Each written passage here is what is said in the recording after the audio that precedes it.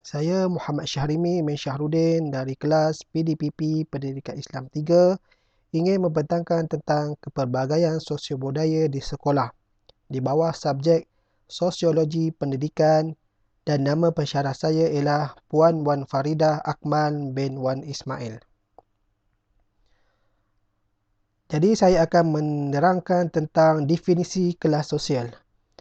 Menurut Pitrim A. Sorokin, kelas sosial adalah perbezaan penduduk atau masyarakat ke dalam kelas-kelas secara bertingkat, maksudnya hierarki, di mana perwujudannya adalah lapisan-lapisan atau kelas-kelas tinggi, sedang ataupun kelas-kelas yang rendah. Menurut Bernard Barber, mendefinisikan kelas sosial sebagai himpunan keluarga-keluarga. Menurutnya bahawa kedudukan seorang anggota keluarga dalam suatu anggota kelas berkait dengan kedudukan anggota keluarga yang lain. Apabila seorang ketua keluarga atau anggota keluarga menduduki sesuatu status tinggi, maka status anggota keluarga yang lain akan mendapatkan status yang tinggi pula. Sebaliknya, apabila status keluarga mengalami penurunan, maka menurun pula status anggota keluarganya. Menurut Max Weber, kelas sosial terbagi kepada 5. Yang pertama, golongan atasan ataupun orang kaya ataupun ahli korporat. Yang kedua, kumpulan pertengahan atasan, orang yang berpendidikan tinggi, profesional dan memegang jawatan yang tinggi. Yang ketiga, pertengahan bawahan, yakni lulusan sekolah menengah dan pemegang sijil diploma. Yang keempat, kelas pekerja, yakni terdiri daripada pekerja lulusan yang ada PMR dan SPM. Dan yang kelima, golongan bawahan yang mempunyai kelulusan yang amat rendah dan tidak pernah melalui pendidikan formal. Jadi menurut Max Weber, kelas sosial ni terbahagi kepada 5. Unsur-unsur perwujudan kelas sosial. Yang pertama, konsep ketaksamaan. Konsep ketaksamaan ditakrifkan sebagai pandangan, pemikiran dan kepercayaan negatif oleh seseorang ataupun sekelompok terhadap anggota atau kelompok etnik yang lain yang mempengaruhi perilaku pihak yang berpandangan negatif. Yang kedua, unsurnya diskriminasi ialah perbuatan membandingkan dan membezakan individu atau kelompok etnik lain berdasarkan ciri-ciri etnik semata-mata. Dan yang ketiga, ketaksamaan ini telah berlaku sejak dahulu lagi, yakni sistem feudal, yang mana pada zaman penjajahan dulu pun sistem ketaksamaan ni dah berlaku. Maksudnya orang Melayu diberi keutamaan dan orang Cina dan India tidak diberi keutamaan, dibiarkan begitu saja. Okey, jadi kita akan masuk kepada isu kelas sosial yang terdapat di sekolah. Menurut Saifuddin Haji Matsuki, 1997, wujud hubungan yang signifikan antara pencapaian akademik dengan pendapatan ibu bapa dan tahap pendidikan ibu bapa.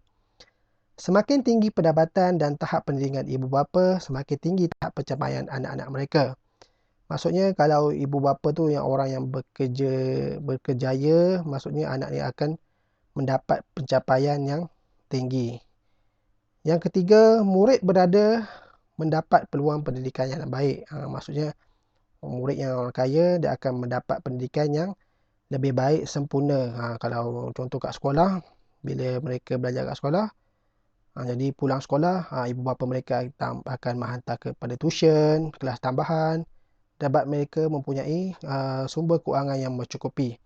Yang ketiga, isunya ialah tahap kesihatan. Dan yang keempat, suasana tempat tinggal. Yang kelima, jumlah keluarga kecil ataupun besar. Dan yang terakhir, kekurangan kemudahan asas di sekolah.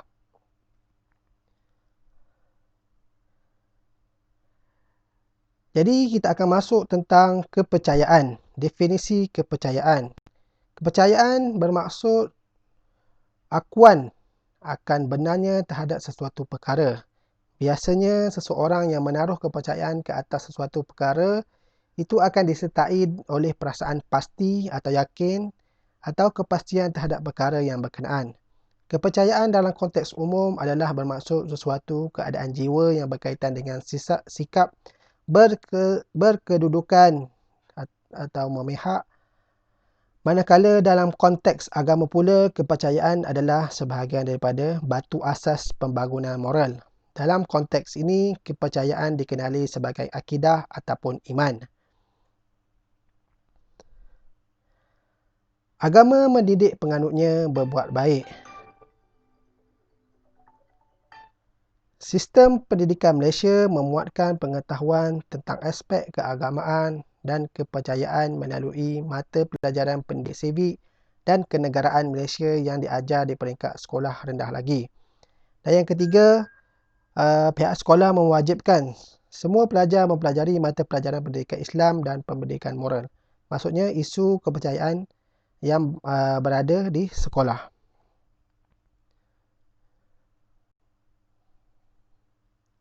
Dan seterusnya, menghormati pelbagai agama dengan memahami agama dan budaya masyarakat di Malaysia. Maksudnya dekat sekolah, murid tersebut mempelajari tentang agama yang berada di Malaysia.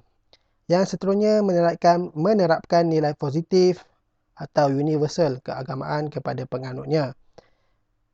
Yang seterusnya, pendidikan moral dan keagamaan adalah satu sistem pendidikan. Yang terakhir, menghormati nilai dan budaya masyarakat melalui sambutan perayaan. Maksudnya, murid mempelajari tentang agama yang lain dan kita saling menghormati antara satu sama lain.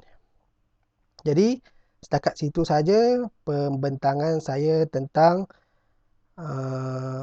kepelbagaian sistem kepelbagaian sosio-budaya di sekolah. Jadi, sekian, terima kasih.